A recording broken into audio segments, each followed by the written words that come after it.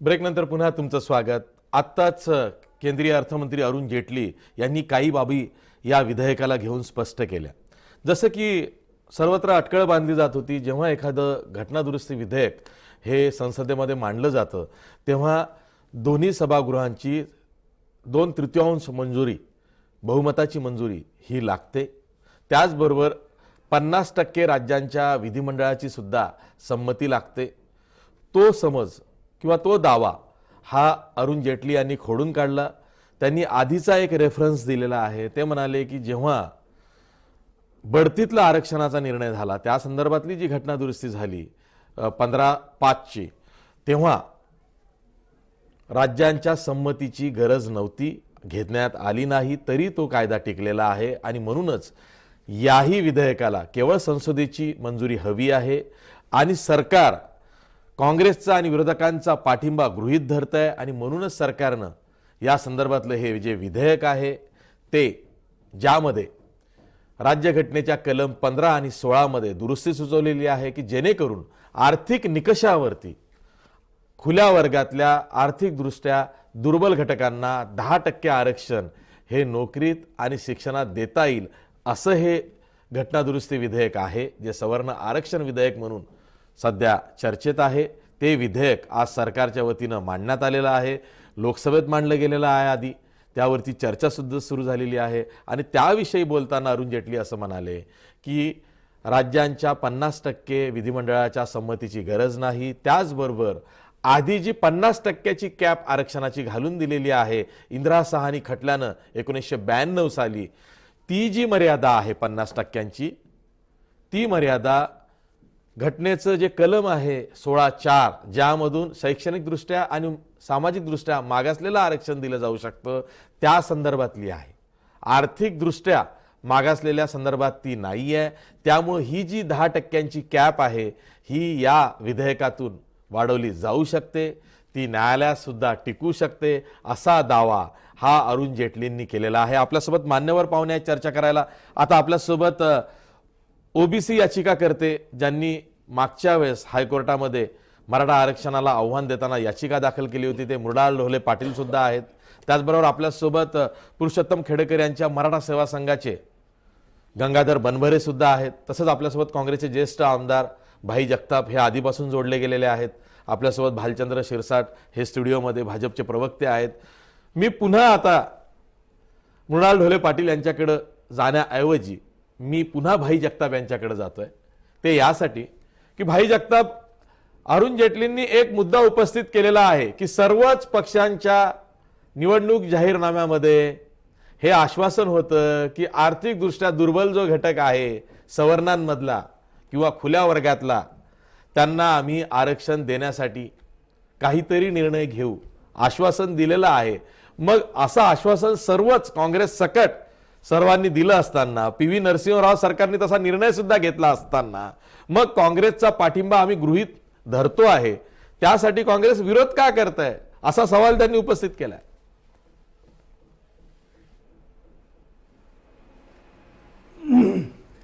आशिष, मी तुम्हाला याचं उत्तर देतोच अर्ध्या मिनिटामध्ये, फक्त अर्ध्या मिनिटामध्ये। शिरसाट जे काय बोलले ना त्याचं फक्त आढावा घेतो। त्यांनी त्या सगळ्या ज्या जुमलेबाज सगळ्या योजनांचा उल्लेख केला ना, वेगळी चर्चा करू ना। काय तुम्ही बरं जाऊ द्या, वेगळी चर्चा करू, विकासाला विकासाला चर्चा करू। अहो माझी उजळणी होईल, बोलू द्या की विकास कामं किती झाली जरा बघूया ना। नाही होणार त्याचं वेगळी चर्चा होणार, मेट्रोवरती करू, मुंबईवरती करू, देशावर करू, वेगळी चर्चा। आता ठीक आहे, एक अर्धा मिनिट घेता येतो, करा प्लीज। माझी ती विनंती आहे, हो येस, माझी ती विनंती आहे। म्हणून मी त्या गोष्टीत बोललो की एक काम सांगायचं, त्यातलं ते काय त्यांनी 10-12 हे केलं ना, त्याचं एक वेगळी चर्चा ठेवा, आपण त्याच्यावर बोलू।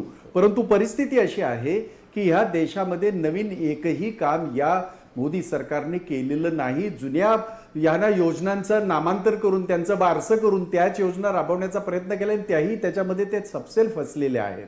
ही वस्तुस्थिती आहे। आता आपण मूळ विषयाकडे येऊ, ज्याचा आपण उल्लेख केला की आशिष, आम्ही असं कुठं म्हणालो की आम्ही त्या गोष्टीला विरोध केलाय, नाही ना। आम्ही सुरुवातीला सांगितलं, यांच्या शिरसाट यांच्या प्रश्नाला थेट उत्तर दिलं। आर्थिक निकषावर अशा पद्धतीचं आरक्षण जर सवर्णांना मिळत असेल, या घटकाला ओपन घटकाला मिळत असेल, त्याला आमचा विरोध नव्हता, नाही, राहणार नाही. आमचा प्रश्न तो आहे की हे करत असताना एकतर ह्या आर्थिक निकषावर या सगळ्या समाजाला न्याय दिला पाहिजे. हे आता 4.5 वर्षानंतर लक्षात आलं का, 4.5 वर्षानंतर लक्षात आलं का, हा आमचा साधा प्रश्न आहे. कारण हा काही विषय नवीन नाही. 91 साली समजा जो काही याने काँग्रेसच्या सरकारने निर्णय घेतला होता तो होताच ना. तो कशामुळे हे झाला, सेट असाइड झाला, त्याची कारणं सगळी आहेतच ना. मग त्याच्यासाठी अगदी इलेक्शन डोळ्यासमोर येऊन करण्याचं कारण काय? आम्ही त्यांच्या हेतूबद्दल, मी हाच शब्द वापरला होता, यांच्या हेतूबद्दल शंका आहे.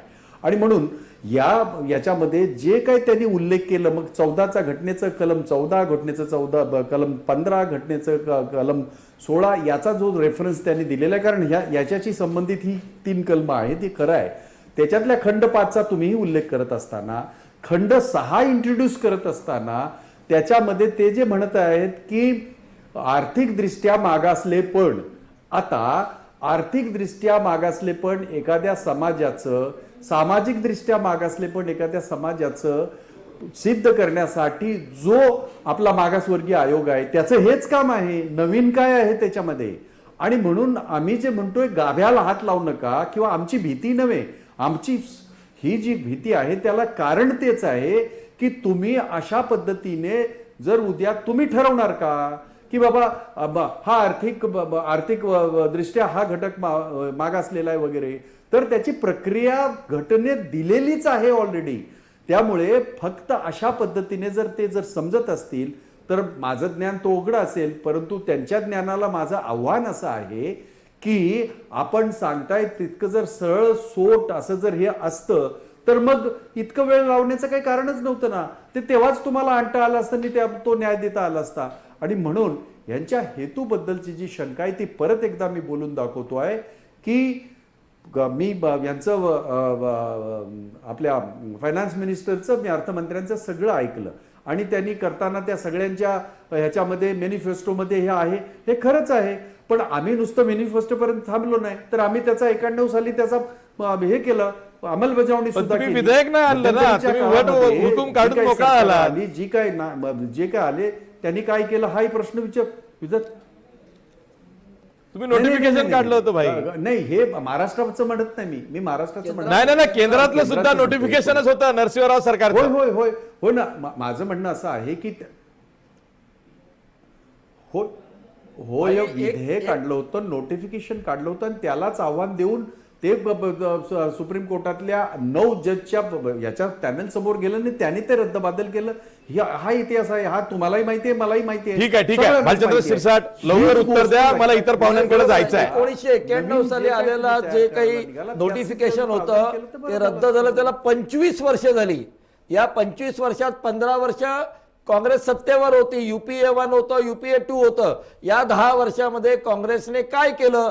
जे आज मोदी सरकारने जे केलं, अरुण जेटलीने जे केलं, विधेयक आणलं, हे वेगळ्या पोतडीतून आणलं का? नवीन असा काय चमत्कार केला?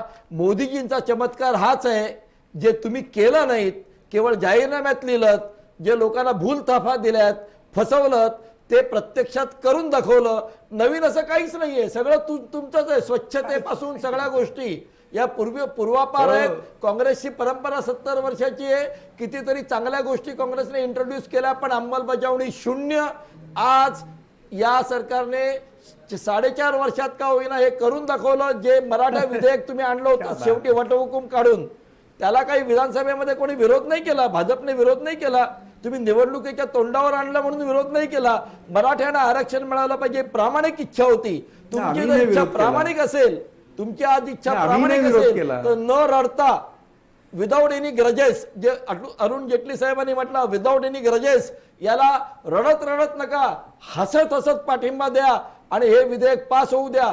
कुठेही घटनेचं उल्लंघन होत नाहीये. नाही. 2005 साली नाही, grudges इथे नाही म्हणतायत 5वं त्याला. कलम तुम्ही इंट्रोड्यूस केलं तेव्हा कुठे घटनेचं 15-5 उल्लंघन झालं मध्ये. नाही. 15-5 जेव्हा तुम्ही इंट्रोड्यूस केलं तेव्हा 1 ते 4 ला आरक्षणातली धक्का गेला बढती. होता. त्यामुळे याच्यात कुठलाही घटनेच्या गाभ्याला वगैरे वगैरे उल्हास बापटांसारखे कायदे तज्ञ काय बोलतात मला कळत नाही. उल्हास बापट हे झारीतले शुक्राचार्य आहेत, त्यांच्यामुळे मराठ्यांना आरक्षण मिळालं नव्हतं. बापट आयोगाने निगेटिव्ह रिपोर्ट दिला होता. त्यामुळे उल्हास बापटांसारखे झारीतले शुक्राचार्यांना बाजूला ठेवून हे काय चाललंय? त्यांच्या नावाने बिचारांच्या का शिमगा करतात? त्यांनी आपला अभिप्राय दिला तज्ञ म्हणून. उल्हास बापटांचा आयोग होता. मराठा आरक्षणातील सर्वात मोठा अडचण उल्हास बापट आयोगाचा बरं अहवाल ठीक आहे, उल्हास बापट काल काय म्हणाले होते हे सुद्धा आपण बरोबर थोड्या आहे. वेळाने बघणार आहोत. म्हणूनच माझं ठीक म्हणणं आहे, उल्हास की बापटांनी एक त्यांचं मत मांडलं होतं क्रांतिकारी घटनातज्ञ पाऊल म्हणून. क्रांतिकारी हां. पाऊल घेतलेलं आहे, त्याला तुम्ही समर्थन करता ही बरं, ठीक आहे, आनंदाची गोष्ट ठीक आहे, आहे. ठीक आहे. फक्त जरा हसत हसत करा, ठीक आहे रडत ठीक आहे रडत ठीक नका आहे करू. बरं ठीक आहे, आपल्याला चर्चा ही गंभीरपणे करायची, आरक्षणाची चर्चा आहे. फक्त 2-3 मुद्दे हसतच तुमच्या सांगतोय सगळं दोघांच्या शिरसाट. बोलण्यातून आले. एक म्हणजे की त्यांनी प्रत्यक्ष गांधी वापरले, तुम्ही गांधीजींचा चष्मा आणि गांधीजी पाठमोरे वापरले, विचारसरणी तरी सुद्धा अंमलात इम्पॅक्ट आणली. जास्त झाला असा दावा करतात. विचारसरणी गांधीजींची अच्छा ठीक अंमलात आहे ठीक आणली. आहे. दुसरं म्हणजे मी आधीच म्हणालो की 2002 साली मी पहिली बातमी ट्रान्स हार्बर शेवटी लिंक रोड- गांधीच घ्यावे लागले ना त्यांनी तुम्हाला. अजूनही ट्रान्स हार्बर लिंक रोडचा दगडही ठेवला गेला चष्मा नाही. चालतो, त्याला गांधींचा कारण- चष्मा अजूनही चालतो. कुठली निविदा गोडसेंचा काढली विचार गेली चालतो. काढलेली नाही. आहे. अजूनही आपली जो माहिती मार्ग आहे चुकीची अहो आहे. कसलं अशी जी काय आपली माहिती कसलं पूर्णपणे काय चुकीची आहे. कसलं काय आपली त्याला माहिती कुठल्या चुकीची आहे. जागतिक त्याच्यावर कंपनीचं चर्चा लोन येणार आणि ते येणारच आपण आहे. On air घेऊन द्या, challenge घेऊन द्या. करतो. त्यांचा On air सगळा challenge करतो. त्यांचा बुरखा आपण फाडून चुकीची टाकीन. माहिती नाही, देतात. नाही. ट्रान्स हार्बर लिंकच्या आशिष पूर्ण आशिष आराखडे मी आणि त्यांचा निविदा या प्रक्रिया पूर्ण विकासाचा झालेली आहे. बुरखा मी ट्रान्स टराटरा हार्बर फाडून लिंकचं टाकीन. काम सुरू होणार तुम्ही आहे. म्हणालात की आणि आपण ट्रान्स वेगळं हार्बर वेगळी लिंकचे याच्यावर 5 चर्चा वर्षामध्ये घडून आणू पूर्ण म्हणून मी होते. गप्प बसलो. काँग्रेसच्या 15 माझी वर्षात तयारी काय झालं आहे. ही तुमची मी माहिती आशिष बरोबर आहे. तुम्हाला मी सुरुवातीलाच तुमची माहिती म्हणालो. बरोबर आहे. ट्रान्स यांचा हार्बर लिंकचा अजून विकासाचा दगडही ठेवला विकास गेलेला त्यांचा नाही. पागल झालाय आणि त्याचा 100% बुरखा आपण टराटरा फाडून हे टाकू. पूर्णत्वात अंतिम टप्प्यात आलेलं आहे. निविदा प्रक्रिया झालेली आहे. आपल्याला माहित नसेल तर Award झालेला आहे, कोणाला दिलेला आहे? LNT ला ती अरे निविदा बापरे. मिळालेली आहे. आपली माहिती चुकीची आहे, अर्धवट आहे. आपण नेटवरती शोधा.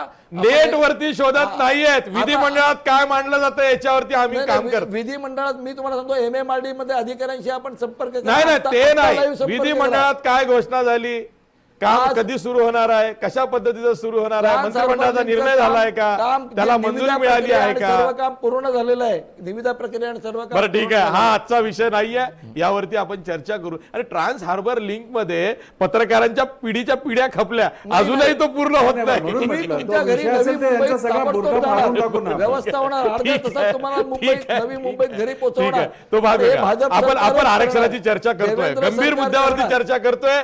महाराष्ट्रानं मोठी झळ आरक्षणाच्या मुद्द्यावरती त्याच्या सोसलेली अगोदर आहे. भाजप अनेक काँग्रेसमुळे सोडलं घटक आहेत पोचवणार. ज्यांना उत्सुकता आहे की आरक्षणाच्या चर्चेचं काय. मी जातोय मृणाल ढोले पाटील यांच्याकडे. मृणाल ढोले पाटील, अरुण जेटली यांनी जो दावा केलेला आहे की घटनेच्या मूळ गाभ्याला धक्का लागत नाहीये, SC ST आरक्षणाला धक्का लागत नाहीये, त्याचबरोबर खुल्या वर्गातले, खरं तर सरकारनं अशी टर्म वापरली आहे की अनरिझर्व्ड लोक जी आहेत, जे अनारक्षित आहेत, ज्यांना कोणत्याही आरक्षणाचा फायदा होत नाही, असे जे दुर्बल आहेत आर्थिकदृष्ट्या, त्यांना या निर्णयातून फायदा होतोय. याच्या आड कोणी येऊ नये, सर्वांना त्यांनी आवाहन केलेलं आहे. असाही दावा अरुण जेटलींनी केलेला आहे की केवळ संसदेची मंजुरी पुरेशी आहे, 50% राज्यांच्या विधिमंडळांची संमतीची आवश्यकता नाही आहे.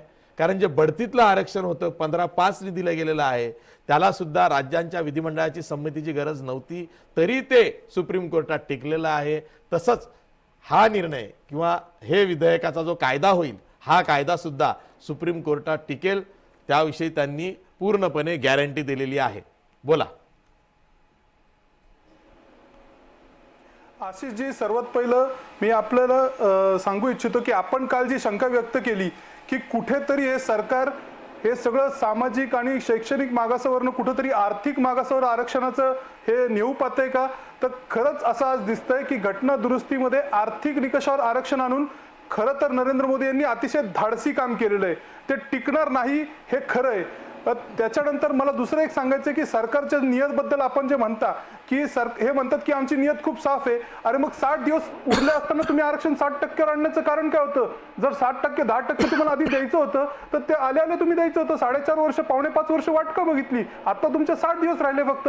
आणि हेच आपण जे म्हणताय की जेव्हा हे म्हणतात 10% टिकेल, अरुण जेटलीचं आपण लोकसभेतलं भाषण ऐकलं, ते म्हणले की हे 10% टिकेल, बेसिक स्ट्रक्चरला हात लागणार नाही.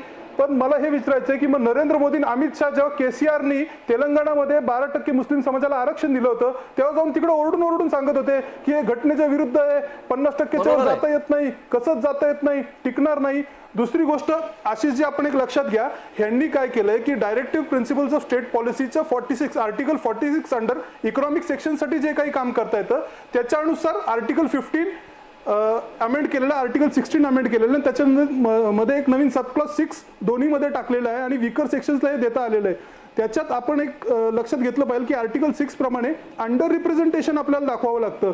आज बालचंद्र मुंगेकरांनी, ज्येष्ठ अर्थतज्ञ बालचंद्र मुंगेकर यांनी विचारलेलं आहे की सरकारकडे अशी कुठली माहिती त्यांनी आकडे जारी करावेत की सवर्ण समाजांमध्ये गरीब समाजांची संख्या काय आहे हे त्यांनी जाहीर करावं आणि त्याच्यानंतर हे करावं. आणि अरुण जेटली जी म्हणले की 15(5) मध्ये जे अमेंडमेंट केलं त्याला 2/3 मेजॉरिटीची गरज लागली नाही, रॅटिफिकेशन बाय स्टेटची गरज लागली नाही, हे साफ होतं, हे साफ खोटं आहे. त्याचं कारण असं आहे की त्यांनी बेसिक स्ट्रक्चर, कॉन्स्टिट्यूशनच्या बेसिक स्ट्रक्चरला हात लागत नव्हता. 50%ची आरक्षणाची मर्यादा तुम्ही ओलांडली की बेसिक स्ट्रक्चरला हात लागतो. आपल्याला माहितीच आहे की reservation is an exception and exception cannot be bigger than the rule, हे आपल्याला माहितीच आहे. तर कॉन्स्टिट्यूशनच्या बेसिक स्ट्रक्चरला हात लागल्यामुळे हे 2/3 मेजॉरिटी लोकसभा राज्यसभेची आणि रॅटिफिकेशन बाय स्टेट्स हे लागणारच. अरुण जेटली मला वाटते खोटं बोलतायत. ठीक आहे. आपण असं म्हणूया कदाचित ते दिशाभूल करत असतील.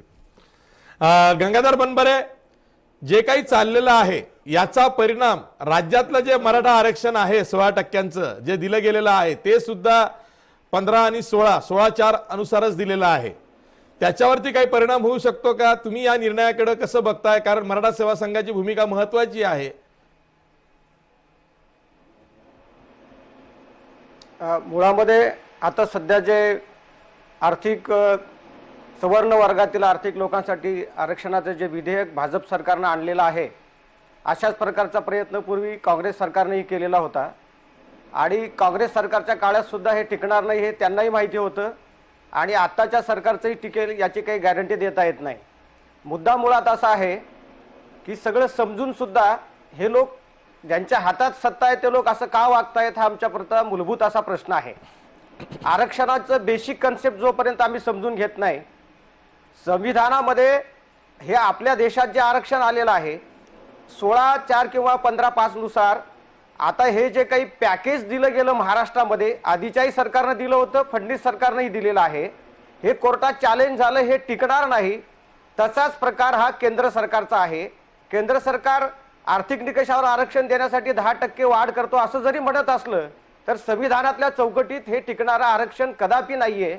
आज आम्ही जर संविधान मानत असू तर संविधानात आरक्षणाचे काय प्रयोजन आहे ते पहिल्यांदा तपासलं पाहिजे. मुळामध्ये मुद्दा असा आहे की समान नागरिक कायदा लागू झाला पाहिजे, गरिबांना सर्व जातीतले आरक्षण मिळालं पाहिजे. हे बोलायला खूप चांगलं आहे, परंतु भारत हा बहुधर्मी आणि बहुजातीय देश असल्यामुळे या ठिकाणी संविधानकर्त्याने एक काही वेगळे निकष जाणीवपूर्वक आपल्या देशामध्ये तयार केलेले आहेत आणि म्हणून आरक्षण हा गरिबी हटावचा मुळात कार्यक्रमच नाही. आरक्षणाच्या मुद्द्यावरून आरक्षण मिळालेल्या जाती असुरक्षित झालेल्या आहेत, नव्याने अंतर्भूत झालेल्या जाती असुरक्षित आहेत आणि सवर्ण समाजातल्या जाती आज आरक्षण मागण्याकरता अजेंड्यावर आलेल्या आहेत. मग ही कोंडी फोडण्यासाठी एक भावनिक वातावरण तयार करण्याचं काम हे सरकार करत आहे. मुळामध्ये आपल्या देशामध्ये आरक्षण मागण्याचा पहिला जो हक्क जातो तो महात्मा ज्योतिराव फुल्यांना जातो. 1882 साली न्यायमूर्ती हंटर कमिशन समोर ज्योतिराव फुल्यांनी आरक्षणाची मागणी केली होती मागास वर्गासाठी. 1902 साली शाहू छत्रपतींनी आरक्षणाचा कायदा केला. ब्राह्मण, प्रभू, शेनवी आणि पारशी ह्या जाती वगळून बाकीचे मागास अशी तरतूद शाहू छत्रपतींनी केली आणि बाबासाहेब आंबेडकरांनी 340, 41 आणि 42 हे कलम संविधानामध्ये आरक्षणासाठी अंतर्भूत केले. एससी आणि ट्राईब हे आयडेंटिफाय होत्या, त्या जातीचा 41-42 मध्ये समावेश झाला. 340 हे जे कलम आहे, कृपा करून सर्वांनी हे समजून घ्यावं. सवर्ण वर्गाला सरकारला वेगळं आरक्षण द्यायची आवश्यकता नाही, याचा अर्थ सवर्णांच्या गरिबाच्या आरक्षणाच्या विरोधात आम्ही आहोत असा त्याचा अर्थ नाही। ठीक आहे शिवसेनेचे खासदार आनंदराव अडसूळ बोलतायत, थेट जाऊया लोकसभेत। आनंदराव अडसूळ काय म्हणतात बघूया। प्रतिष्ठा उनको प्राप्त होती है। जब हम समाज में देखते हैं ये SC ST OBC के सिवा बहुत बड़े समाज में ऐसे लोग, बहुत बड़ा नंबर, बहुत बड़ी संख्या ऐसी है कि जो आर्थिक दुर्बल है और उसी कारण हर तरीके से वो पिछड़े हुए हैं, एजुकेशनली, सोशली और इकोनॉमिकली। और इसलिए ये विचार हमारे शिवसेना प्रमुख बाला साहब जी के थे, यही विचार हमारे पक्ष प्रमुख उद्धव जी भी रखते हैं। और आज ये इसकी शुरुआत हुई है। 10% रिजर्वेशन आर्थिक दुर्बल घटकों के लिए हमने लाया है, ये उसकी शुरुआत मैं मानता हूं। यहां तक भी मैं चाहता हूं आज जो भी हर जाति जमाती पोट जाति रिजर्वेशन की डिमांड करती है, हम सभी ने एक अनुभव लिया है। हरियाणा में जाट समाज ने बड़ा आंदोलन किया, राजस्थान में गुर्जर समाज में बड़ा आंदोलन किया, गुजरात में पटेल समाज में आंदोलन किया, महाराष्ट्र में मराठा समाज ने आंदोलन किया। आंदोलन के पीछे यही कारण था, अगर एम्प्लॉयमेंट में और एजुकेशन में रिजर्वेशन मिलता है तो तरक्की होती है, और इसलिए आंदोलन हुए। बात यह है कि हमारे मैनिफेस्टो में भारतीय जनता पार्टी ने यह मुद्दा लिया है, जैसा कांग्रेस में नहीं लिया है। खाली इसको 4.5 साल क्यों लगे, ये सवाल मेरे मन में आता है। अगर हमारे विपक्ष ने यहां मुद्दा उठाया कि आने वाला चुनाव सामने रख के तो हमने ये नहीं किया, उद्देश्य भले अच्छा है, लेकिन कभी कभी देरी से ये टीका टिप्पणी का सामना करना पड़ता है। मैं तो ये बात मानता हूं, भले देरी लेकिन दुरुस्त है। और ये बिल आपने सरकार ने लाया है, हमारे मंत्री जी को मैं ये धन्यवाद देना चाहता हूं। लेकिन यहां और भी कुछ मुद्दे, जैसे मैंने अभी हर स्टेट में अनेक जाति के आंदोलन का उल्लेख किया। हमारे महाराष्ट्र में ऐसी कुछ जाति है, पिछड़ी हुई जाति है, जैसे महादेव कोळी करके हैं, धनगर है, जिनको धनगढ़ ये डिस्प्यूट उसमें है, गोंद गोवारी है, धोबी है। तो मंत्री जी आप यहां बैठे हैं, एक ही साथ जितने भी जहां भी देश में ये जाति दुर्बलता की या जाति की जो मांग है वो जायज है। एक उदाहरण, धनगर धनगढ़, मराठी में र और ड का फर्क है, ये सही माने में टाइपिंग मिस्टेक हो सकती है, ये उसी कारण उनको ये लाभ नहीं मिलता है। गोंद गोवारी दोनों एक ही है, जहां खाली गोंद है उसको मिलता है, गोवारी सामने लिखा है तो नहीं मिलता है। तो ये जो बातें हैं तो गौर से हमने देखना चाहिए। अल्टीमेटली जो भी उनके लिए रिजर्वेशन रखा है, एक्स्ट्रा रिजर्वेशन देने की जरूरत नहीं, उनको शामिल करना है।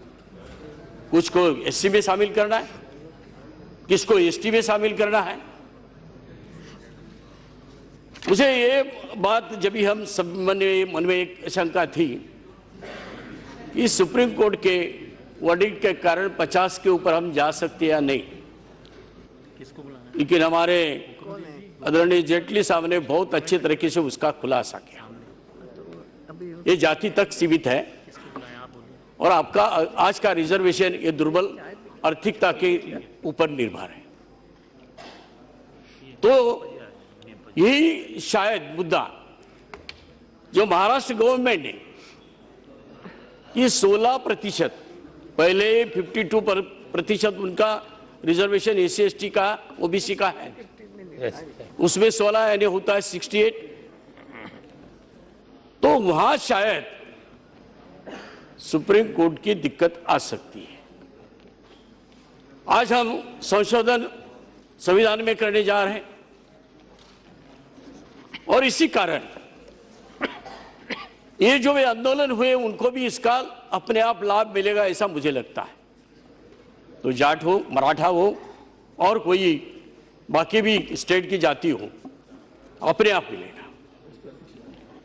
ये बिल में ये भी अच्छा प्राविधान किया है कि हायर एजुकेशन में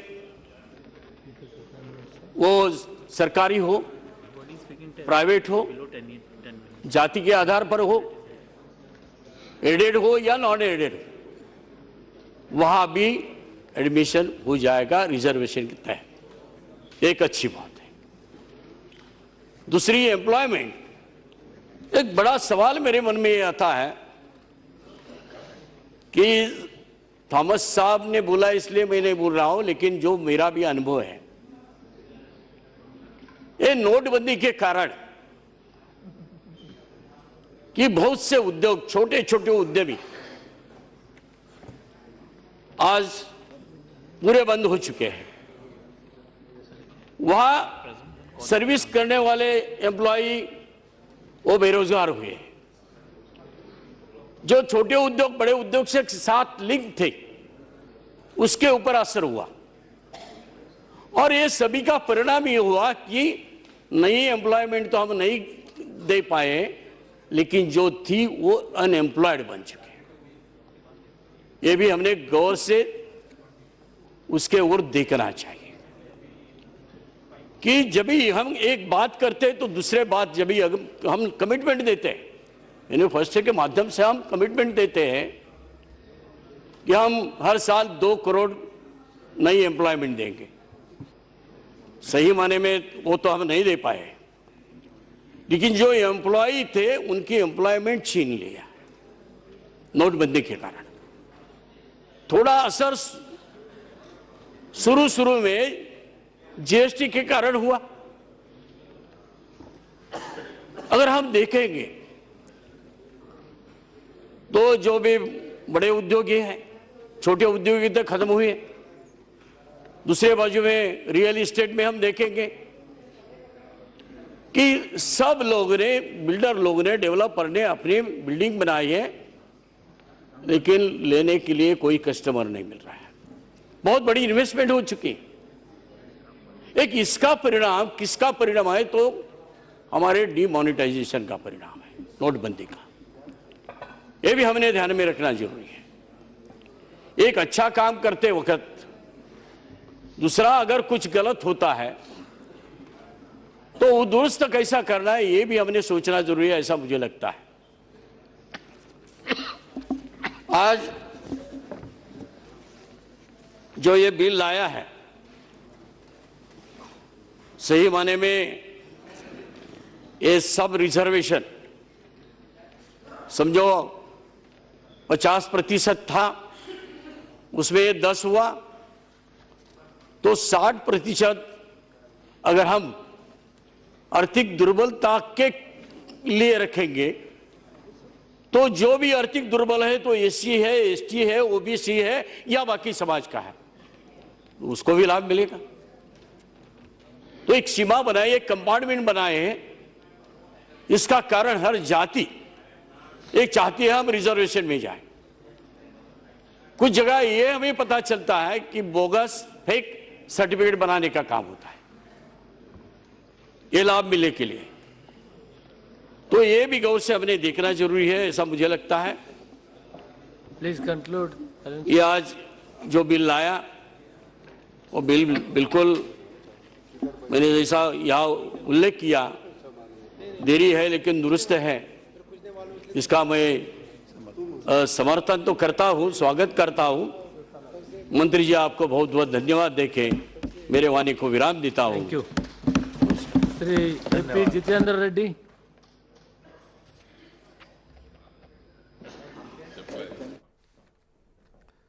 शिवसेनेचे खासदार आनंदराव अडसूळ यांनी तेच म्हणणं मांडलेलं आहे की अशा कायद्याची गरज आहे। खुल्या वर्गातले जे आर्थिकदृष्ट्या दुर्बल आहेत त्यांना आरक्षणाची गरज आहे, त्यांना मदतीची गरज आहे, मग ती शिक्षणात असेल, नोकरीत असेल। आणि त्याचबरोबर आरक्षणाचे घोळ ज्या ज्या ठिकाणी झालेले आहेत, मग ते गोवारी असेल, धनगर असेल किंवा मराठा असेल, यांनासुद्धा या निमित्तानं सामावून घेता येईल अशा आशावाद त्यांनी व्यक्त केलेला आहे। या घटना दुरुस्तीतून सरकार एक चांगलं पाऊल उचलतं आहे, त्याला एक प्रकारे शिवसेनासुद्धा पाठिंबा देत आहे, हेच त्यांनी जाहीर केलेलं आहे। मी पुन्हा जातोय गंगाधर बनभरे यांच्याकडे। गंगाधर बनभरे, ठीक आहे, सरकार घटना दुरुस्ती विधेयक आणतंय, ते दोन्ही सभागृहामध्ये मंजूर होईल कारण निवडणुका तोंडावरती आहेत। काँग्रेसला सुद्धा विरोध करून किंवा पाठिंबा न देऊन लोकांमध्ये जाणं कठीण होणार आहे। आणि आधीच नरसिंहराव सरकारने अशाच पद्धतीचा निर्णय, हाचाच निर्णय खरं तर 91 साली घेतला होता आणि त्याच निर्णयापासून आपण पळ काढतोय, हे लोकांपर्यंत किंवा जनतेपर्यंत पोहोचू द्यायचं नाही आहे। अशा वेळी काँग्रेस सुद्धा दोन्ही सभागृहांमध्ये या विधेयकाला पाठिंबा देईल। आज लोकसभेत ते मंजूर होईल, उद्या राज्यसभेत मंजूर होईल, हे स्पष्ट दिसतंय। तरी सुद्धा न्यायालयाची जी मोठी कसोटी आहे ती या निर्णयाला पार करावी लागेल।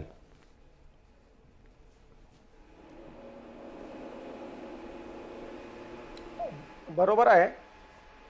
हॅलो हा बोला हॅलो बोला बोला बोला।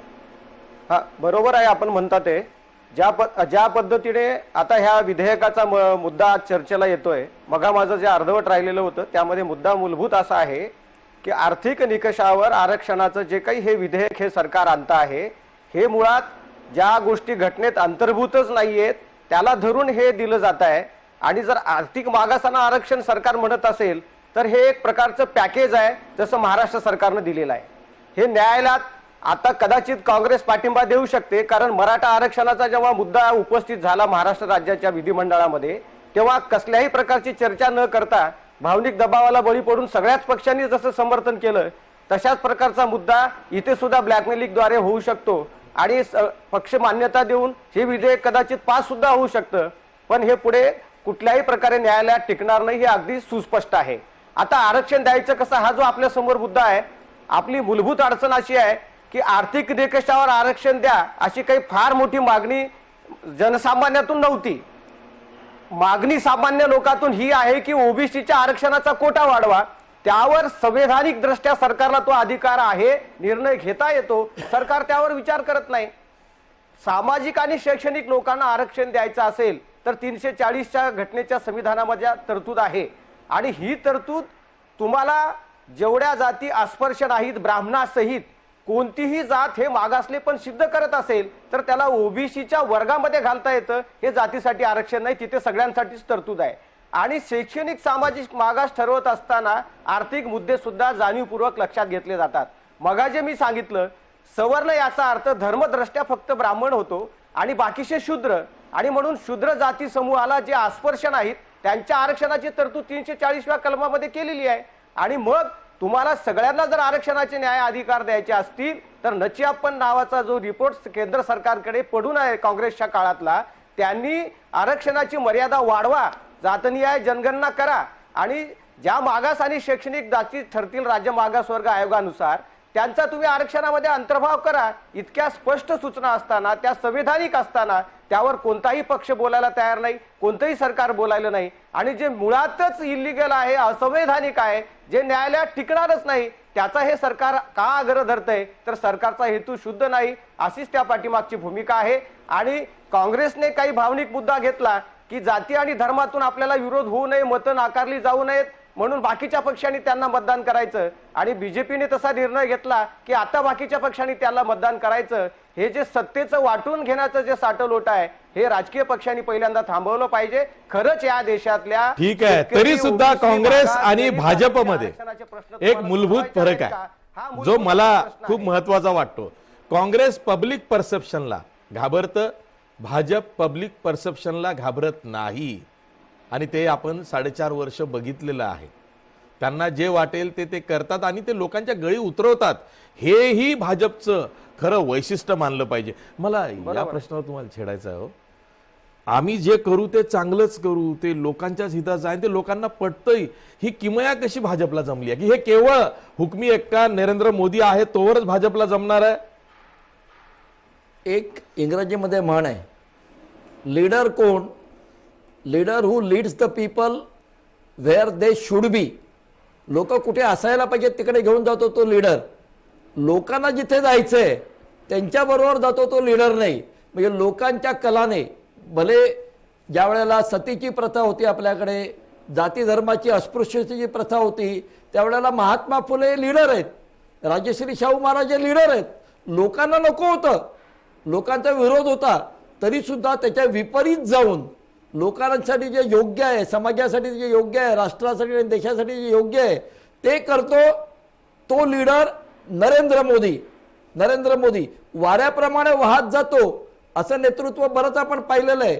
इंदिरा गांधी या खऱ्या लीडर होत्या, नरेंद्र मोदी हे खरे लीडर्स आहेत. मग नोटबंदीचा निर्णय कसा घेतला? आता काँग्रेस, नोटबंदीचा निर्णय कसा घेतला? आता काँग्रेसमध्ये जे आहेत ते वाऱ्याप्रमाणे वाहत आहेत, डोलवतात, कधी तर जानवा दाखवतात, कधी टोपी घालतात, त्यांना नक्की बरं, काही ठीक आहे माहिती नाही. ठीक आहे काँग्रेसचे कोणी प्रवक्ते नाहीयेत, त्यामुळे आपण म्हणून तसं मला बोलायला सांगायचं नको. भाई मी जगताप- सहज माझ्या डोक्यात नाही, ते नाही, बरोबर आलं आहे. म्हणून आणि मी नरेंद्र म्हणून मोदी विचारलं. हे या देशाचं नेतृत्व करतात, जगाचं नेतृत्व करतायत आणि मोठ्या प्रमाणावरती भारताचा जो विकास चालू आहे, विकासाची गंगा भारतात कन्याकुमारी पासून बरं, ठीक आहे ठीक आहे ठीक आहे ठीक आहे ठीक आहे ठीक जे आहे सगळी उद्घाटन तुम्ही रस्त्याचं काम गडकरी करताय, करताय. सगळी घटना उद्घाटन तुम्ही करताय. तुम्हाला एक काम पाहिजे ना, जे रस्ते झालेले आहेत शहराला जोडणारे, ते पहा ना. बरं, ठीक आहे किती- ठीक आहे किती ठीक मोठ्या प्रमाणात आहे. रस्ते खरं झाले. तर लोकसभेमध्ये खूप गांभीर्यानं चर्चा सुरू आहे. ती चर्चा सुरू अशी आहे की सवर्ण आरक्षण विधेयक म्हणूया किंवा खुल्या वर्गातील आर्थिक दुर्बल म्हणूया, त्यांना 10% आरक्षण देण्याचं जे घटनादुरुस्ती विधेयक आहे ते लोकसभेत मांडलं गेलं. केंद्रीय सामाजिक न्याय मंत्री थावरचंद गेहलोत यांनी ते मांडलं आणि त्यांच्या प्रास्ताविक भाषणामध्ये या विधेयकाची, या कायद्याची गरज काय ती त्यांनी सांगितली. बघूया. गरीब सामान्य वर्ग के लोगों को शैक्षणिक संस्थानों में इनके छात्र छात्राओं को पढ़ने के लिए 10% आरक्षण का प्रावधान इस संशोधन के बाद किया जाएगा। भारत सरकार की सेवाओं में और राज्य सरकार की सेवाओं में 10% आरक्षण देने का प्रावधान करने का अधिकार भारत सरकार को, राज्य सरकारों को भी होगा। अर्थात गरीबी रेखा या गरीब तबका कौन होगा, इसके लिए समय समय पर राज्य सरकारें जो दिशा निर्देश देती है उसके अनुपालन के अनुसार ये सब होगा। मैं स्पष्ट भी करना चाहता हूं कि वर्तमान में जो SC, ST और OBC को आरक्षण व्यवस्था है 49.5%, उसको छेड़े बिना, उसमें किसी प्रकार की कोई छेड़छाड़ किए बिना अतिरिक्त 10% आरक्षण का प्रावधान शिक्षण संस्थाओं में और सेवाओं में दिया जाएगा। केंद्रीय सामाजिक न्याय मंत्री थावरचंद गेहलोत यांनी त्यांचं प्रास्ताविक मांडल्यानंतर काँग्रेसच्या वतीनं विखे थॉमस हे उभे राहिले आणि त्यांनी असं म्हटलं की घटनेमध्ये ज्याची तरतूद नाही त्याची आपण घटनादुरुस्ती करतो आहोत, अशा वेळी या विधेयकाच्या चर्चेची गरज नाही. आणि मग केंद्रीय अर्थमंत्री जे मोदी सरकारचे संकटमोचक आहेत ते उभे राहिले आणि त्यांनी काही गोष्टी सोप्या करून सांगितल्या. बघा. आर्टिकल 15 में हमने संशोधन करके 15(5) डाला और 15(5) का जो उद्देश्य था वो शैक्षणिक संस्थानों के साथ था।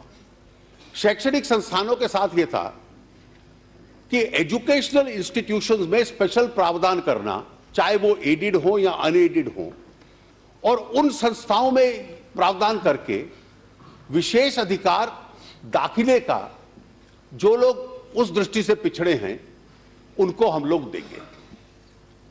आर्टिकल 16 का संबंध शिक्षा से नहीं था, उसका रोजगार से था, और रोजगार का अभी तक अर्थ 16 के लिए जो माना जाता है, और इसलिए कभी आर्थिक विषयों पे बहस होगी तो मैं आपके बेरोजगारी के आंकड़ों का उत्तर दे दूंगा, लेकिन अभी तक वो पब्लिक एम्प्लॉयमेंट तक सीमित है कि पब्लिक एम्प्लॉयमेंट जो है, सरकारी क्षेत्र का जो रोजगार है, उसमें पीएसयूज हैं, राज्य सरकारें हैं और जितनी सरकारी संस्थाएं हैं या जिसको हम स्टेट इंस्ट्रूमेंटैलिटीज भी कहते हैं, उस रोजगार में भी ये अवसर प्रदान होगा। ठीक आहे. अरुण जेटली बरंच काही बोललेले आहेत. 2-3 महत्त्वाच्या गोष्टी त्यांनी मांडल्या की या विधेयकाला संसदेचीच मंजुरी ही पुरेशी आहे. 50% राज्यांच्या विधिमंडळाची संमतीची गरज नाही, कारण यापूर्वी 2005 मध्ये तत्कालीन काँग्रेस प्रणित UPA सरकारनं बढतीतल्या ज्या आरक्षणाचा कायदा केला 15(5) अनुसार, म्हणजे त्यामध्ये बदल केलेत, तर तेव्हा राज्यांच्या विधिमंडळाची संमतीची गरज लागली नाही आणि तो सुप्रीम कोर्टात सुद्धा कायदा टिकला. तशाच प्रकारे आपण ही घटना दुरुस्ती करतो आहोत किंवा हे विधेयक मांडलेलं आहे, ज्याला संसदेची म्हणजे दोन्ही सभागृहांची, लोकसभा आणि राज्यसभा दोन्ही सभागृहांची मंजुरी पुरेशी आहे. हा एक त्यांनी दावा केलेला आहे. आणि दुसरं म्हणजे इंदिरा साहनी खटल्यानं 1992 साली जी आरक्षणाच्या टक्केवारीची मर्यादा 50% घालून दिलेली आहे, तांत्रिकदृष्ट्या ती 49.5% एवढीच आहे, पण आपण ढोबळमानानं 50% म्हणतो. जी आरक्षणाची टक्केवारी 50% घालून दिलेली आहे ती राज्यघटनेच्या कलम 16(4) अन्वये जे शैक्षणिकदृष्ट्या मागास आणि सामाजिकदृष्ट्या मागास अशा लोकांसाठी जे दिलं जातं त्यासाठी ती आहे, आर्थिकदृष्ट्या मागासलेल्यांसाठी नाही आहे. आणि म्हणूनच आपण ही जी घटना दुरुस्ती विधेयक आणतो आहोत असं अरुण जेटली म्हणतायत की ते आर्थिक निकषावरती 10% आरक्षण ज्यामध्ये खुल्या वर्गातील आर्थिक दुर्बल घटकांना देत आहोत त्यासाठीची आहे. याला कुठलाही अडसर हा कायदेशीरदृष्ट्या किंवा न्यायालयाच्या चौकटीत येणार नाही असा दुसरा दावा त्यांनी केलेला आहे. आणि तिसरं ते असं म्हणालेले आहेत की सरकारनं जेव्हा हे घटना दुरुस्ती विधेयक आणलेलं आहे, हा निर्णय घेतलेला आहे, तेव्हा आम्ही काँग्रेस सकट सर्व विरोधकांचा पाठिंबा गृहीत धरतो आहोत. कारण काँग्रेस सकट सर्वच राजकीय पक्षांच्या जाहीरनाम्यांमध्ये अशा पद्धतीचं आश्वासन हे यापूर्वी कधी ना कधी देण्यात आलेलं आहे. काँग्रेसच्या नरसिंहराव सरकारने तर 1991 साली हा निर्णय सुद्धा घेतला होता, पण केवळ नोटिफिकेशन, ज्याला आपण वटहुकूम म्हणतो, एवढंच काढलं. त्याला वैधानिक अधिष्ठान तसं नव्हतं, म्हणजे संसदेची अनुमती नव्हती किंवा तसा कायदा संसदेत झाला नव्हता, घटनादुरुस्ती झाली नव्हती, म्हणून ते सुप्रीम कोर्टात फसलं आणि सुप्रीम कोर्टानं ते फेटाळलं होतं. पण आता इथे आम्ही त्या सर्व वैधानिक प्रक्रिया पूर्ण करतो आहोत आणि त्यानंतर हे आरक्षण दिलं जात आहे. म्हणून काँग्रेस सकट सर्व विरोधी पक्षांनी या विधेयकाला दोन्ही सभागृहांमध्ये पाठिंबा द्यावा असं आग्रही मत हे अरुण जेटली यांनी मांडलेलं आहे आणि त्यावरच आपण चर्चा करतो आहोत. लोकसभेत सुद्धा चर्चा सुरू आहे. लोकसभा आज संस्थगित होते आहे, पण राज्यसभेचं कामकाज 1 दिवसांनी उद्यापर्यंत वाढवण्यात आलेलं आहे. म्हणूनच आज लोकसभेत हे विधेयक मंजूर होईल असं आपण म्हणू शकतो आणि राज्यसभेत कदाचित उद्या ते मंजूर होणार आहे. आपण पुन्हा चर्चा करतो आहोत. आपण जातो थेट पुण्याला मृणाल ढोले पाटील यांच्याकडे. मृणाल ढोले पाटील, ठीक आहे, अरुण जेटली हे स्वतः कायदेतज्ञ आहेत, सुप्रीम कोर्टाचे निष्णात वकील आहेत, त्यामुळे त्यांनी सुद्धा कायद्याचा अभ्यास केलेला आहे, हे सर्वश्रुत आहे. आणि तो जो दावा करताय सरकारच्या वतीनं, त्यांना सुद्धा अटॉर्नी जनरलचा अभिप्राय आधीच आलेला असेल, त्या अंशी ते असं बोलता आहेत. हे जरी गृहीत धरलं तरी सुद्धा आजवर जो समज होता की वंचितांना मुख्य प्रवाहात आणण्यासाठी आरक्षण राज्यघटनेनं दिलेलं आहे, तो जो समज आहे तो खोडून निघतो आहे की आता वंचित हे सगळेच झालेले आहेत. मग त्यामध्ये सवर्ण समाजातले, खुल्या वर्गातले सुद्धा आर्थिकदृष्ट्या दुर्बल हे वंचित झालेले आहेत आणि मग ते शैक्षणिकदृष्ट्या, सामाजिकदृष्ट्या मागासलेले एखाद्या वेळेस नसतील, पण आर्थिकदृष्ट्या ते मागासलेले आहेत, म्हणून त्यांना हे आरक्षण दिलं जातंय. याचा गैरफायदा घेतला जाऊ शकत नाही असं तुम्ही सांगू शकाल? सर, सगळ्यात पहिलं मला असं सांगायचं आहे की बऱ्याचशा राज्य सरकारमध्ये, इव्हन महाराष्ट्रामध्ये, EBC आणि EWS म्हणजे इकॉनॉमिकली बॅकवर्ड क्लासेस आणि इकॉनॉमिकली वीकर सेक्शन्स यांच्यासाठी स्टेट गव्हर्नमेंट बऱ्याच ठिकाणी आरक्षण लागू करत होतं. महाराष्ट्रामध्ये आतापर्यंत 2 ते 2.5% आरक्षण EBC साठी होतं. त्यामुळे आर्थिक याच्यावर आरक्षण नव्हतं अशातला भाग नाहीये. दुसरा विषय असा आहे, मला एक सांगायचं आहे, आपण जी शंका उपस्थित केली अतिशय रास्त आहे की ज्या अर्थी जातीचे खोटे सरळ सरळ दाखलेच बनवले जातात, त्याचे वैधता प्रमाणपत्र खोटे काढले जातात. एक आपण जर खासदारांचे ॲफिडेव्हिट जर बघितले तर त्यांची प्रॉपर्टी आणि त्यांचे ॲफिडेव्हिट अजिबात मॅच करत नाही. कित्येक खासदार आज तुम्हाला एक लिमिटमध्ये बसलेले दिसतील.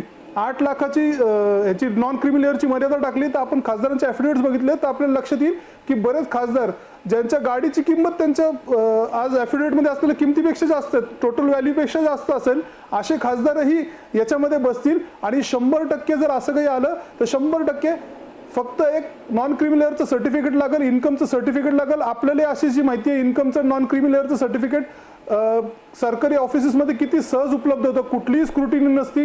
तुम्ही फक्त ऍप्लिकेशन एका ॲफिडेव्हिटवर ते अवेलेबल होतं. जर हे असं दिलं त्याच्यानंतर ह्याचा गैरफायदा खूप होईल. आणि त्याच्यानंतर जर आपण 8 लाखाची जर मर्यादा समजलं, आपण समजलं पाहिजे की या भारत देशामध्ये जवळजवळ 95 ते 96% लोक असे निघतील की ज्यांचं इन्कम 8 लाखापेक्षा वार्षिक कमी आहे.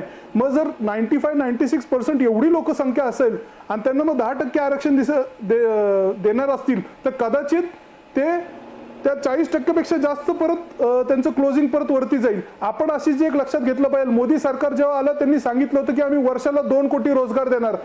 5 वर्षाचे 10 कोटी रोजगार हे देऊ शकलेले नाहीये. त्याच्यामुळे हे 10%चं गाजर देऊन हे आज स्वतःची आज मोकळं करत आहे. ठीक आहे. मी पुन्हा लोकसभेत जाणार आहे.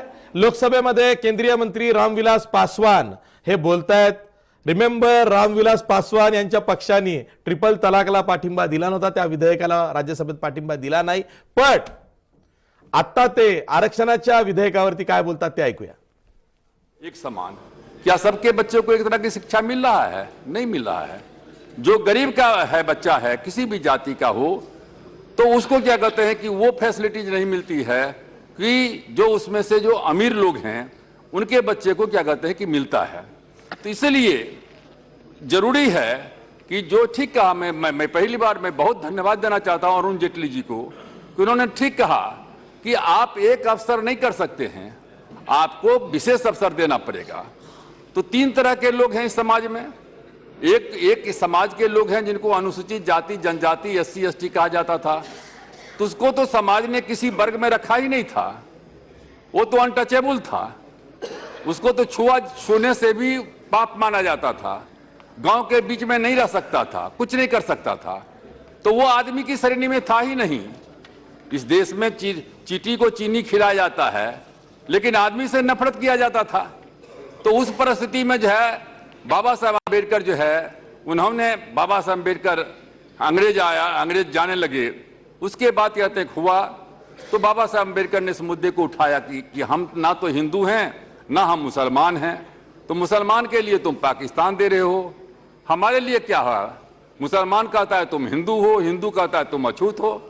तब उसके बाद जाकर के पूना पैक्ट जो है बना और उनको वहां से आरक्षण का लाभ मिला. फिर दूसरा कैटेगरी है ओबीसी का. संविधान के मुताबिक जो पिछड़ी जाति है, बैकवर्ड क्लासेस, वो शेड्यूल कास्ट है. जो जिसको हम बैकवर्ड क्लासेस कहते हैं वो ओबीसी कहलाता है. तो फिर ओबीसी के लिए वह इकोनॉमिकली, आर्थिक और सामाजिक दृष्टिकोण से पिछड़ा. शेड्यूल कास्ट को तो कोई अधिकार ही नहीं था. तो उसके बाद तब उसके लिए मंडल काका कालेलकर कमीशन क्या कहते हैं कि बनाया गया. और काका कालेलकर कमीशन जब बना तो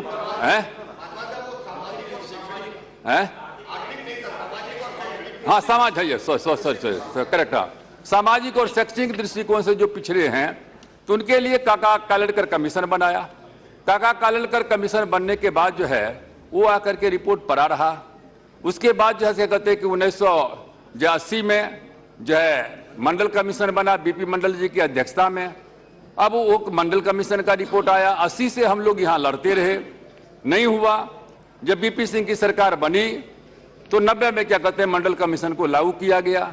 अब मामला उठा कि काका कालेलकर कमीशन ने 29 जाति को बैकवर्ड कहा है, मंडल कमीशन ने जो 3900 जाति को कहा है, तो कोर्ट में तो चला जाएगा, तो ये कैंसिल हो जाएगा. तो हम लोगों ने कहा कि नहीं, जो कॉमन है दोनों में, स्टेट में और सेंटर में, पहले हम उसको क्या कहते हैं कि लेंगे.